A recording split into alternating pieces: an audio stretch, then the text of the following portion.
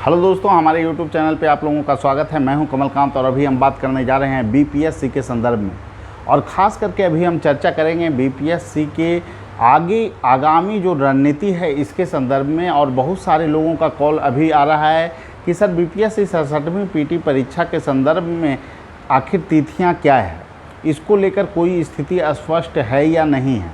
तो मैं पहले भी बोल चुका हूँ कि अभी जो स्थितियाँ हैं वो आपको एक चीज़ ही स्थिति स्पष्ट है, वो है कि अगस्त के अंतिम सप्ताह में परीक्षा नहीं होगा, सितंबर के अगस्त या सितंबर के फर्स्ट वीक में आपको परीक्षा नहीं होने जा रही है।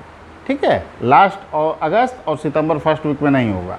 उसके बाद क्या होगा इसके बारे में कोई स्पष्ट अभी स्थिति नहीं है। और आप लोग देख ही रहे हैं कि बिहार में क्या हो रहा है, सत्ता परिवर्तन हो रहा है। हालांकि इसका बहुत ज़्यादा प्रभाव आपको परीक्षा पे नहीं पड़ेगा।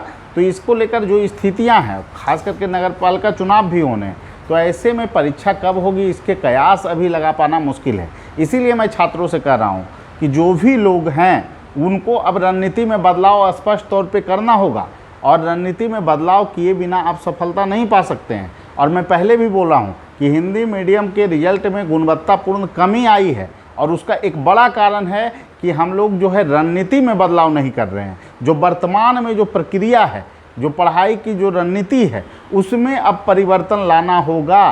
क्योंकि जो यूपीएससी की जो स्थिति है वो स्थिति जो है कि आपको बीपीएससी की ना हो जाए, इसीलिए आपको हिंदी मीडियम वाले को सचेत रहना होगा।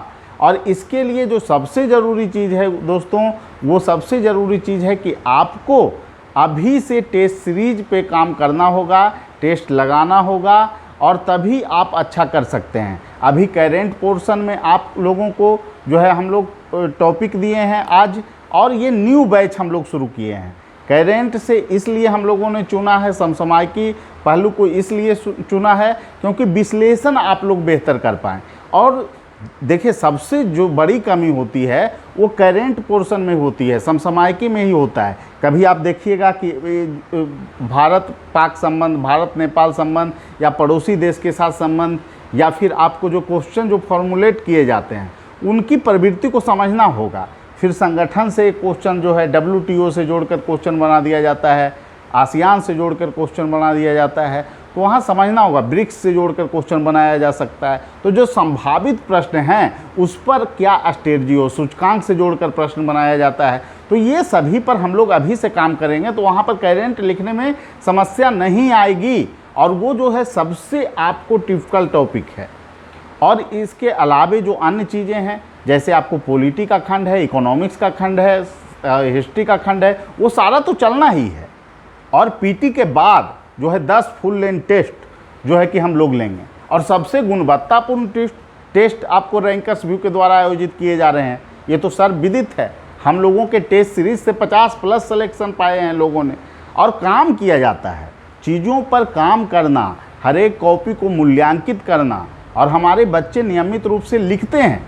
और यही कारण है कि इस स्ट्रेटजी पर अगर आप काम करने लगेंगे, आप स्वयं अगर जो है टेस्ट सीरीज से अपने आप को जोड़ो रखेंगे, प्रश्न की कैसे प्रवृत्ति हो सकती है, कैसे लिखना है, एक दूसरे को चीज़ों को समझना है, तो निश्चित रूप से आप में गुणात्मक सुधार होगा। और जो 20-30 नंबर से छट रहे हैं लोग हिंदी मीडियम के, उनमें जो है सापेक्षिक रूप से अंक में बढ़ोतरी होगी, ये तय है। और जो लोग DI का जिनका पोर्शन कमज़ोर है, उनको DI की क्लास अभी से ही करना है। अभी ही DI पोर्शन को आप लोग मजबूत कीजिए। और हम लोग के कमेंट बॉक्स में जो नंबर है दिए गए, 2 नंबर होगा, एक मेरा नंबर है, एक सत्याज सर का नंबर है। दोनों में से किसी पे कॉल करके आप जुड़ सकते हैं हम लोगों के संस्थान से, सारी चीज़ें उसमें बताई जाएगी। और एक ही बात कहूँगा दोस्तों, अभी का जो समय है ना, ये समय का अगर आपने उपयोग नहीं किया तो पीटी का रिजल्ट मात्र रिजल्ट बनकर रह जाएगा। और यही कारण है कि हिंदी मीडियम के बच्चे पिछड़ते हैं। और इसलिए अब रणनीति में बदलाव जरूरी हो गया है, क्योंकि अब सुधार करना है रिजल्ट में। अब रिजल्ट आप लोगों को अगर रिजल्ट में दिखना चाहते हैं तो भीड़ तंत्र से आप भागिए, भीड़ तंत्र में इकट्ठा नहीं होइए। आपको कुछ इनोवेशन करना होगा। कोचिंग संस्थान की भूमिका है, लेकिन आप खुद में जब मूल्यांकन नहीं करेंगे तो कोचिंग संस्थान भी आपको कुछ नहीं कर पाएगी। क्लास की एक सीमा तक ही उपयोगिता है। ठीक है। तो इसीलिए सबसे बेहतर, सबसे गुणवत्तापूर्ण टेस्ट की जो प्रक्रिया है वो रैंकर्स व्यू के द्वारा आयोजित की जा रही है। आप जो भी लोग हम लोगों के संस्थान से जुड़ना चाहते हैं वो जुड़ सकते हैं।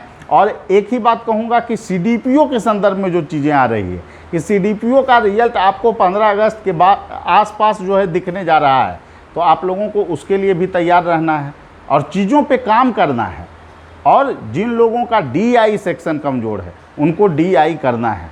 CDPO रिजल्ट के जस्ट बाद LSW का भी टेस्ट सीरीज शुरू हम करने जा रहे हैं, सोशोलॉजी का भी टेस्ट सीरीज शुरू होने जा रहा है। तो इसलिए गुणवत्ता में कोई कमी नहीं हो, इसके लिए हम लोग लगातार तत्पर हैं और रिजल्ट का प्रतिशत पटना से बढ़े। और सबसे बड़ी जो चीज़ है, पटना के लड़कों में अब मानसिक प्रवृत्ति बदलना होगा और पटना के छात्रों को ये अब देखना होगा कि सही में संस्थान कौन सी संस्थान है जो कि ज़्यादा बेहतर काम कर रही है, और वहाँ पे जुड़िए और बेहतर करने का प्रयास कीजिए, लगातार इनोवेशन करने का प्रयास कीजिए। आप परंपरागत ढांचा से दूर हटकर, परंपरागत जो अवधारणा है उससे दूर हटकर अपने स्वयं का अगर आप मूल्यांकन करेंगे, चीज़ों पर आप जब काम करेंगे, टेस्ट लिखिएगा, जो प्रश्न की प्रवृत्ति है अगर उसको आप समझ रहे हैं और लिख रहे हैं, तब सिलेक्शन नहीं होगा तो कब होगा? सबसे बेहतर रणनीति तो वही है ना कि परीक्षा की जो प्रक्रिया है उसको समझा जाए, उसको देखा जाए, जो कमियां हैं उसको मूल्यांकित किया जाए और गुणवत्तापूर्ण ढंग से सारी चीज़ों को हम लोग कर रहे हैं। चाहे क्लास हो, टेस्ट सीरीज हो, चाहे आपको DI की क्लास हो, पटना में सबसे बेहतर ढंग से टेस्ट सीरीज का आयोजन करने वाली अगर कोई संस्थान है तो वो रैंकर्स व्यू है। और निश्चित रूप से ये जो रिजल्ट है, सैकड़ों की संख्या में जो रिजल्ट हैं, चाहे इंटरव्यू के आप देख सकते हैं या फिर आपको जो है कि टेस्ट सीरीज से जो रिजल्ट देख सकते हैं, ये सभी हम लोगों को यह दर्शाता है कि जो हम लोगों की दिशा है और दशा है वो बिल्कुल ही सही है और इसी रणनीति पे आपको काम करना होगा। आज रैंक जो है 5, रैंक जो है 15, 26, 43, हम लोगों को रिजल्ट आयातित करने की ज़रूरत नहीं है। जो संस्था रिजल्ट आयातित कर रहे हैं उनके संदर्भ में मैं कुछ नहीं कहूँगा, लेकिन इतना ही कहूँगा कि आप लोगों को जो चयन करना है संस्थान का, वो ऐसे संस्थान का चयन करें जो सही मायने में आपके लिए काम करती है।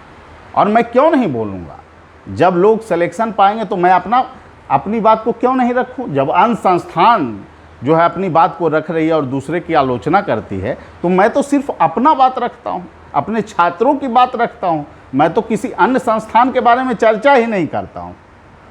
तो एक ही बात कहूँगा दोस्तों कि आप लोग किसी भी भ्रम में पड़े बिना अभी से ही चीज़ों पे काम कीजिए, तभी आपका रिजल्ट संभव है।